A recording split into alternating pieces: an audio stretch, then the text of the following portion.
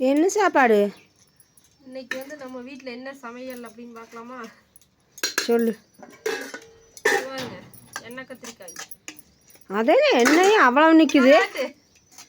எண்ணெய் எவ்வளவு நிற்குதுன்னு பாரு. எண்ணெய் கத்திரிக்காய் தான் அப்படி கொஞ்சமாக இருந்துச்சு. அரைமா எண்ணெய் இத்தனை எல்லாம் ஊற்றவே வேண்டாம் தயவு செய்து. இவ்வளோ எண்ணெய் ஊற்றிடாதீங்க, நான் அப்படி ஊற்றி சாப்பிட்றேன். எண்ணெய் நிற்கிது, ஒரு ஒரு கரண்டிக்கே கீழே நிற்கிது. அது நல்லா இல்லை, அதனால் நீங்கள் சாப்பிட்றாதீங்க. இங்கே பாருங்க, கொள்ளு பருப்பு கடையல் கொஞ்சமாகவே கடைஞ்சிருக்கிற. போதும்.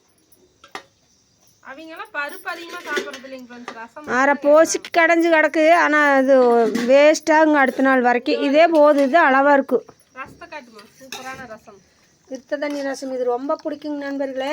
இதை வச்சு நீங்கள் சளிக்கு குடிச்சிங்கன்னா அவ்வளோ நல்லா. இன்னும் கொஞ்சம் கம்மியாக வடிச்சிருந்தா குழன்னு இருக்குன்னா சூப்பராக இருக்குது. கொஞ்சம் அதிகமாக வடிக்க வேண்டாங்க. அதிகமாக வடிச்சிங்கன்னா கொஞ்சம் டேஸ்ட் குறைஞ்சி போயிடும். டேஸ்ட் குறைஞ்சி போயிடும். ஏன்னா அளவாக பருப்புக்கு தண்ணிக்கு ஒரு காப்படி தண்ணி இப்படி ரசம் இப்படி வடிச்சிட்டிங்கன்னா செம்ம டேஸ்ட்டாக இருக்குது. நான் வந்து அது குடிச்சிக்கலாம்னு சொல்லிட்டு அப்படி வடிச்சிருக்கிறேன். நீங்கள் வந்து அவ்வளோ வடிக்காதீங்க, நல்லா இருக்கும். அப்படி ஒரு குழன்னு இருக்குது. ரசமே பார்த்தீங்கன்னா டேஸ்ட் ரொம்ப டேஸ்ட்டாக இருக்குது. கொள்ளு பருப்பு நான் ஹாஸ்பிட்டல் ஒர்க் பண்ணும்போது கொள்ளு தண்ணி குடித்தா வேற மாதிரியும் கொள்ளு ரசம் வைப்பாங்கல்ல, பச்சை கொள்ளு அரைச்சி. அது வந்து பச்சை கொள்ளு தூதுவளை, அது வந்து தூதுவளை ரசம். அது சளிக்கு ரொம்ப நல்லது. இப்படி குடிச்சிங்கனாலும் சளிக்கு நல்லா இருக்குது. ஏன்னா டம்ளரில் ஊற்றி இந்த மாதிரி வடித்து குடிச்சிங்கன்னா குருமிளகெல்லாம் நிறைய போட்டிருக்கிறோமா, நல்லா இருக்கும். குருமிளகு சீரக பூண்டும் அதிகமாக போடணும். ஆமாம். இங்கே பாருங்க, எண்ணெய் கத்திரிக்காயும் பருப்பும் சாப்பாடும் வச்சு சாப்பிட்றேன். உங்கள் வீட்டில் என்ன சமையல் அப்படின்னு சொல்லி சொல்லுங்கள்.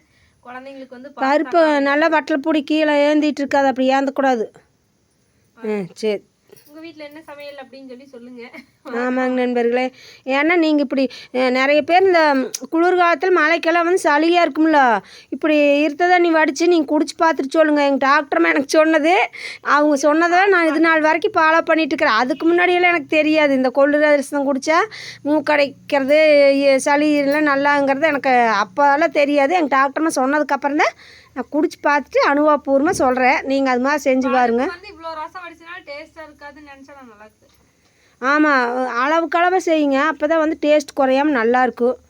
வாங்க நண்பர்களே. எனக்கு வந்து இந்த கத்திரிக்காய், எண்ணெய் கத்திரிக்காயெல்லாம் ஃபேவரெட்டு. குழம்பு பருப்பும்.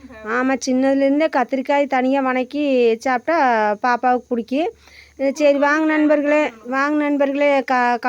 கொள்ளு பருப்பும் இருத்த தண்ணி ரசம் சுவையாக இருக்கும். உங்களுக்கு பிடிக்குமான்னு சொல்லுங்கள் இந்த ரெண்டுமே. ஆமாம், எனக்கு ரொம்ப பிடிச்சதப்பா. உங்களுக்கு பிடிக்குமான்னு சொல்லுங்கள். சொல்லியிருந்தீங்க நிறைய பேர், எனக்கும் பிடிக்குமா அப்படின்னு சொல்லியிருந்தீங்க. சரிங்க நண்பர்களே, வணக்கம்.